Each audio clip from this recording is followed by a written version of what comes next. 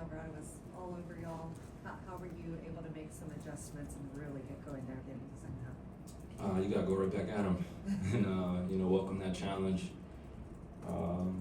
It's what's about being in a competitive level. When somebody's getting up underneath you or making it more physical, they usually are testing you, see how you respond. So just wanted to respond at a high level and, dish it back out a little bit and make sure we created some separation on both ends of the floor and made it tough for them.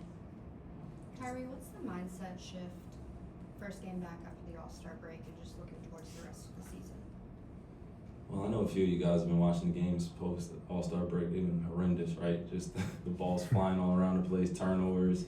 Some people look like they're out of rhythm. Some people look like they're in great rhythm. They've been working over the break. So you'll see some examples of some good and not so good basketball. So just telling my guys before the game that, the first half, just don't think too much of it. We're coming out of All-Star break. Just get up and down a little bit, blow some carbon out of your lungs, see that ball go on the rim a few times. And then the second half we'll settle in, which I felt like we did. Just getting stops, making sure we are communicating, and just getting back to the flow of the game. You got to get used to that. And, the timing of the season, too, it means something. We're trying to get, a playoff position that matters. So we have something to play for. So not trying to add too much pressure. We want to have fun, but we know where we are in the season. Just given the obligations you had during the All-Star break, how did you approach this game and kind of shift your energy towards it? Same way I've been approaching. Even before All-Star break, just doing whatever it takes to win, doing whatever is necessary, whatever I'm called to do, making sure I'm starting off the games aggressive and, putting my best foot forward on the defensive end, guarding the best perimeter player on the opposite team. What stood out to you about Max Christie so far in Dallas?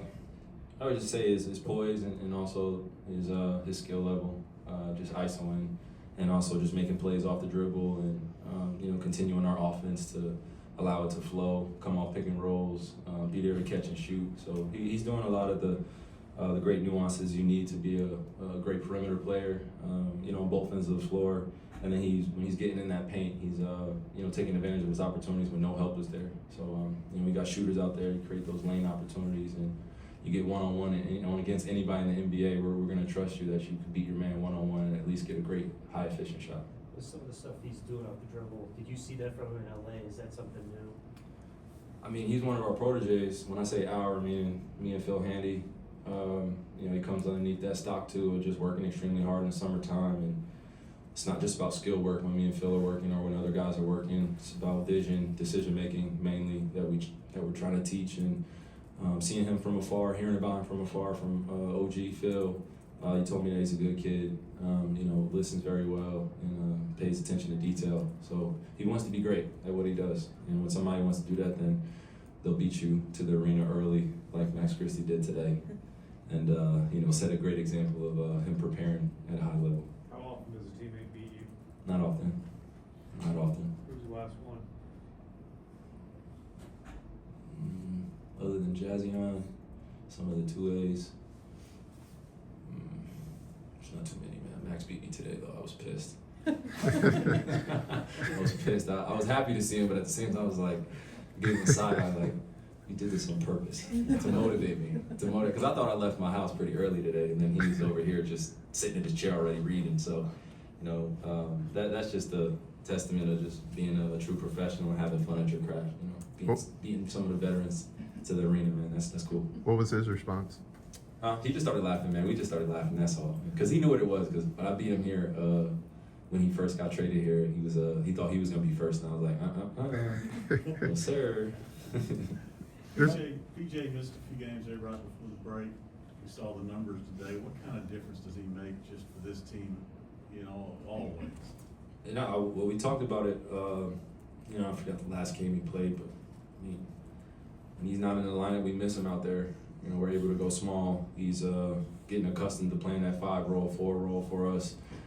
Being a playmaker, being able to stretch out, the opposing centers to the 3-point line, making their help a little bit more difficult at the rim. So we just need him to stay aggressive, and he's a budding star for our team, man, and he's showcasing that. His numbers have showcased that. So I think it's about time we start furthering that conversation about PJ Washington consistently doing these things and being a great asset for our team as one of our leaders, and being a good two-way player and making winning plays. So I'm proud of him. platforms. You mentioned that motivation throughout this league. We know you have to respect the opponent no matter what the record says. Throughout your journey as a career, is there ever been a time when you had to relearn that lesson Which lesson? about respecting your opponent no matter what the record says? Oh yeah, yeah. I've been on both sides of that.